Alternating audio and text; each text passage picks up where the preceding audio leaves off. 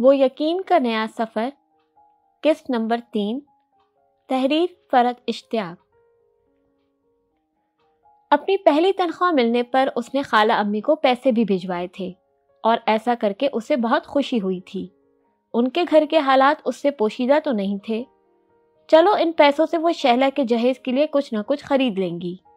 اپنی محنت کی کمائی کسی اپنے پر خرچ کرنے میں اسے روحانی مسرت حاصل ہوئی تھی۔ کافی دیر تو وہ بستر پر پڑی کروٹیں بدلتی رہی، تنگ آ کر وہ ہاسٹل سے باہر آئی تھی۔ اتنے دنوں میں آج پہلی مرتبہ اس طرح باہر نکلی تھی۔ باہر نکلی تو احساس ہوا کہ آج وہ کتنے دنوں بعد کھلی فضا میں سانس لے رہی ہے۔ یوں ہی موسم انجوائے کرتے کرتے وہ کافی آگے نکل آئی تھی۔ سائم، ذرا ان پھولوں کے پاس میری ایک تصویر لو۔ ایک خوبصورت نسوانی آواز نے اسے چونکایا تھا۔ ارد گرد کوئی نظر تو نہیں آ رہا تھا، مگر آواز کہیں پاس سے ہی آتی سنائی دی تھی۔ وہ آگے بڑھی اور جھک کر دیکھا تو اس ڈھلان کے کافی نیچے کھڑے ایک لڑکا اور ایک لڑکی اسے نظر آ ہی گئے تھے۔ اور کتنی تصویریں کھنچواؤ گی کشمالہ، میں تھک گیا ہوں، لڑکا بیزاری سے بولا تھا۔ پتہ نہیں تمہارا فوٹو سیشن کب ختم ہوگا۔ تمہاری دوستوں کو یہاں کی تصویریں دیکھنے کا شوق ہے یا تمہاری ماڈلنگ؟ میں تو تنگ آ گیا، اب بس درخت پر بندروں کی طرح لٹک کر تصویر کھینچنی رہ گئی، باقی تو ہر پوز ہو گیا۔ وہ غصے سے چلایا تھا۔ اچھا تم رہنے دو، میں گلریز سے کھنچوا لوں گی، 2-4 تصویریں کیا کھینچ دی، دماغ ہی خراب ہو گیا۔ وہ جواباً ناراضگی سے بولتی مڑی تو نظریں سیدھی اس پر پڑی تھی۔ زوبیہ دوستانہ انداز میں مسکرا دی تھی۔ ہیلو، وہ لڑکے کو چھوڑ چھاڑ تیزی سے اوپر چڑھتی ہوئی اس کے پاس آ گئی تھی۔ ہیلو، مسکراتے ہوئے اس نے اس کا مسافے کے لیے بڑا ہوا ہاتھ تھام لیا تھا۔ لڑکا وہیں کھڑا ان دونوں کو تعجب سے دیکھ رہا تھا۔ میں کشمالہ ہوں، کشمالہ ارد شیر خان، اور آپ؟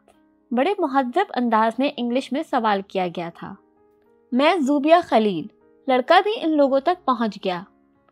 زوبیہ خلیل، وہ اس کا نام دہراتے ہوئے کچھ سوچ رہی تھی۔ آپ کا نام سنا لگ رہا ہے۔ ہاں شاید تم نے کسی سے سنا ہو، میں یہاں ہاسپٹل میں نئی اپوائنٹ ہوئی ہوں۔ وہ خوش دلی سے مسکرا دی تھی۔ اوہ، تو آپ ہمارے علاقے کی نئی لیڈی ڈاکٹر ہیں، وہ خوش ہو کر بولی تھی۔ اس نے مسکراتے ہوئے گردن ہلا دی تھی۔ ویلکم ڈاکٹر زوبیہ، بڑی خوشی ہوئی آپ سے مل کر۔ بائی دا وے، میں سائم ارد شیر خان، وہ لڑکا کچھ چڑھ کر بولا تھا۔ شاید اسے اپنی اتنی دیر سے نظر انداز کیا جانا پسند نہیں آ رہا تھا۔ ہاں، یہ میرا چھوٹا بھائی ہے، بیچارے کو جلنے کلسنے کی پرانی بیماری ہے، وہ سائم کی طرف دیکھتے ہوئے مسکرا کر بولی۔ انداز سراسر چڑھانے والا تھا۔ ہاں، یہ موٹی میری بڑی بہن ہے، بی بی جان اسے چکنا گھڑا کہتی ہیں۔ کچھ کہہ لو، اثر میں ہوتا تب ہی تو، موٹاپا دن بدن بڑھتا جا رہا ہے۔ جوابی کاروائی فوراً ہوئی تھی۔ وہ بے ساختہ کھلکھلا کر ہنس پڑی تھی۔ اب تم لوگ لڑنا مت شروع کر دینا۔ کہاں پڑھتی ہو تم؟ میں ڈاؤ میڈیکل کالج میں پڑھ رہی ہوں، فرسٹ ایئر میں ہوں، اس نے سادگی سے بتایا تھا۔ اوہ، ڈی ایم سی میں، زبردست، میں نے بھی وہیں سے پڑھا ہے۔ وہ اپنے تعلیمی ادارے کا نام سن کر خوش ہو گئی تھی۔ سائم بھی ان لوگوں کے پاس بیٹھ گیا تھا۔ آپ کراچی سے آئی ہیں؟ وہ حیران ہو کر پوچھ رہا تھا۔ نہیں، آئی تو میں پشاور سے ہوں، پہلے کراچی میں رہتی تھی، میرے پیرنٹس کی ڈیتھ ہو گئی تو میں اپنے خالہ کے پاس پشاور میں رہنے لگی تھی۔ وہی رٹا رٹایا جواب جو وہ اکثر لوگوں کو دیا کرتی تھی، اس نے اسے بھی دیا تھا۔ پڑھائی کی وجہ سے تم لوگوں کو یہاں سے بھیجا ہوگا تمہارے پیرنٹس نے۔ فادر کی تو ہماری ڈیتھ ہو چکی ہے، بس ممی ہیں، لالا ہیں اور بی بی جان ہیں۔ ان تینوں ہی کو ہمیں بہت سا پڑھانے لکھانے کا بہت زیادہ شوق ہے، کشمالہ سنجیدگی سے بولی تھی۔ چوئنگم کھائیں گی آپ؟ ان دونوں کا سنجیدہ منہ دیکھ کر سائم نے ماحول میں گھلی افسردگی کم کرنے کی کوشش کی تھی۔ اس نے اندازہ لگایا کہ کشمالہ اپنے باپ کو شاید بہت زیادہ مس کرتی ہے۔ اس کی آنکھوں میں ہلکی ہلکی نمی چھلکنے لگی تھی، صرف ان کا ذکر کرنے پر ہی۔ وہ دونوں بہن بھائی بہت زندہ دل اور ہنس مکھ تھے، اور اسے اتنے دنوں میں کچھ مختلف قسم کی کمپنی میسر آئی تھی، اس لیے بہت مزہ آ رہا تھا۔ 2-2.5 گھنٹے ان لوگوں کے ساتھ باتیں کرتے ہوئے کس طرح گزر گئے اسے پتہ ہی نہیں چلا۔ ان سے رخصت ہو کر واپس ہاسٹل میں آئی تو دیر تک بیٹھی ان دونوں بہن بھائی کی شرارتوں کو یاد کر کے انجوائے کرتی رہی۔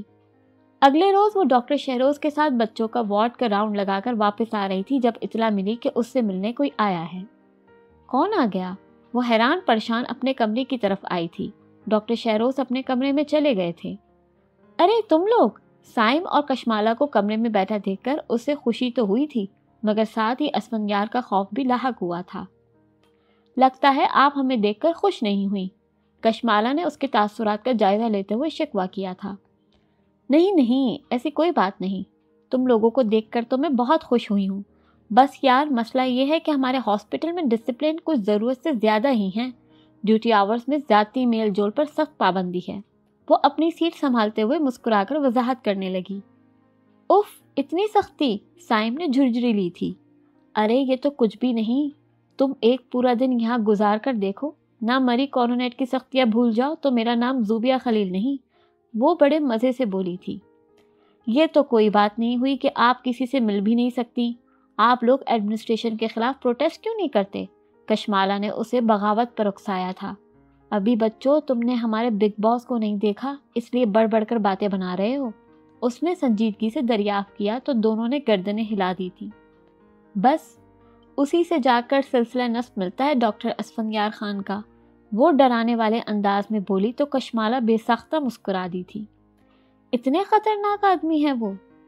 صرف خطرناک نہیں، ہیبت ناک، وحشت ناک، دہشت ناک، بس یار سمجھو جتنے بھی ناک ہیں وہ سب وہی ہیں۔ اس لیے اب تم دونوں یہاں سے چلتے پھرتے نظر آؤ، 2 گھنٹے بعد میری ڈیوٹی آف ہونے والی ہے، اگر تم لوگ فارغ ہو تو 2 گھنٹے بعد کل والی جگہ پر ہی ملتے ہیں۔ یہاں آنے کے بعد اس نے پہلی مرتبہ کسی کو اسفندیار کے بارے میں کوئی کمنٹس دیے تھے اور اپنی باتوں کو خود ہی انجوائے بھی کیا تھا۔ ان دونوں کے ساتھ مل کر ایسی بچکانہ باتیں کرنا کتنا اچھا لگ رہا تھا۔ دونوں 2 گھنٹے بعد ملنے پر اتفاق کرتے ہوئے مسکرا کر اٹھ گئے تھے۔ آپ کے ساتھ کیا پرابلم ہے؟ اسفندیار کے کہنے پر اس نے کچھ چونک کر فوراً گردن نفی میں ہلائی تھی۔ پھر آپ میری بات توجہ سے کیوں نہیں سن رہی؟ بار بار گھڑی کی طرف دیکھنے کا کیا مقصد ہے؟ وہ لوگ جنرل وارڈ میں کھڑے تھے، اس نے مریضوں کے سامنے ہی اسے سخت لہجے میں کہا تھا، حالانکہ اس نے کتنی احتیاط سے بالکل چپکے سے رسٹ واچ پر نظر ڈالی تھی، مگر اسے پتہ نہیں کیسے پتہ چل گیا تھا۔ وہ اس ضعیف مریضہ کی رپورٹس دیکھتے ہوئے اسے اور ڈاکٹر شاپ کو مختلف ہدایات دے رہا تھا۔ سسٹر رضیہ بھی بائیں طرف کھڑی ہدایت نامہ سن رہی تھی۔ کیا بتایا ابھی میں نے؟ کون سی میڈیسن دینی ہے رات میں سونے سے پہلے؟ وہی انداز جیسے اسکول میں ٹیچر کسی شاگرد کی بے توجہی محسوس کر کے اپنی کہی بات دہرانے کا حکم صادر کرتے ہیں۔ اب خیر وہ اتنی غائب دماغی سے تو نہیں کھڑی تھی، بے شک اسے ان لوگوں سے ملنے کی جلدی تھی، مگر اس کی تمام باتیں تو اس نے بالکل توجہ سے سنی تھی۔ اس کے منہ سے دوا کا صحیح نام سن کر وہاں غصہ تھوڑا کم ہو گیا تھا، ورنہ آثار بتا رہے تھے کہ یہی گرج چمک ہونے والی تھی۔ وارڈ سے نکل کر وہ تینوں ساتھ ساتھ چلتے ہوئے کوریڈور میں آئے تو اس کی طرف سر گھما کر اسفندیار بولا، آپ کا ڈیوٹی ٹائم ختم ہو گیا تھا، میں مانتا ہوں، مگر مجھے پھر بھی یہ انداز پسند نہیں۔ میرے سامنے بار بار گھڑی دیکھ کر کوئی مجھے امپریس کرنے یا بہت بزی ہونے کا تاثر دے تو مجھے بہت غصہ آتا ہے۔ آئی ہوپ آئندہ آپ احتیاط کریں گی۔ اپنے مخصوص صاف گو اور روٹ انداز میں بات مکمل کی گئی۔ اس کا موڈ بری طرح آف ہو گیا تھا۔ ذرا سی گھڑی کیا دیکھ لی، موصوف نے اتنی باتیں سنا دی۔ اسے بہت غصہ آیا تھا۔ اس سے پہلے کب اس نے وقت کی پرواہ کی تھی؟ الٹا وہ تو دوسروں کے حصے کی ڈیوٹی دے دیا کرتی تھی، کبھی اس کی تعریف نہیں ہوئی۔ ذرا سی گھڑی دیکھنے پر اتنی باتیں سنا دی۔ ان لوگوں سے وعدہ نہ کیا ہوتا تو اب وہ کہیں بھی جانا ملتوی کر دیتی، مگر پہلے ہی وہ اپنے وعدے سے 1.25 گھنٹہ لیٹ ہو گئی تھی۔ اس بات کا یقین بھی نہیں تھا کہ وہ لوگ ابھی تک وہاں انتظار کر رہے ہوں گے یا تھک ہار کر واپس چلے گئے ہوں گے، مگر پھر بھی اسے جانا تو لازمی تھا۔ بڑی جلدی آ گئی آپ، اتنی جلدی آنے کی بھی کیا ضرورت تھی؟ کم از کم تھوڑا بہت انتظار ہی کروا دیتی۔ سائم کے طنزیہ انداز پر وہ وارننگ دینے والے انداز میں انگلی اٹھا کر بولی، پہلے ہی تم دونوں کی وجہ سے ڈانٹ کھا کر آ رہی ہوں، لہٰذا اب یہ طنز اور تانے دے دے کر مجھے مزید تیش مت دلاؤ۔ آپ کو ڈانٹ پڑی؟ کس نے ڈانٹا؟ دونوں بضد ہوئے تو اس نے منوہن سارا واقعہ کہہ سنایا۔ آئندہ میری توبہ جو میں کبھی گھڑی پہنوں، نہ گھڑی ہاتھ میں ہوگی نہ اس پر نظر پڑے گی۔ بات مکمل کرتے ہوئے اس نے باقاعدہ کان پکڑ کر توبہ کی تھی۔ بہت فضول آدمی ہیں، اتنی سی بات پر طوفان اٹھا دیا۔ کشمالہ نے رائے زنی کی تو وہ منہ بگاڑ کر بولی، چھوڑو دفع کرو اس ذکر کو، کیوں ہم فضول میں ان کا ذکر کر کر کے اپنا خون جلائیں۔ کشمالہ گھر سے چیز سینڈوچز اور تھرموس میں کافی بھر کر لائی تھی۔ باتیں کرتے ہوئے ان تینوں نے سینڈوچز اور کافی سے بھرپور انصاف کیا تھا۔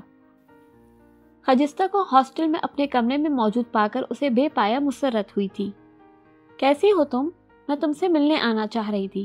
کئی بار سوچا، مگر سچ پوچھو تو تمہاری ساس اور شوہر سے ڈر لگ رہا تھا۔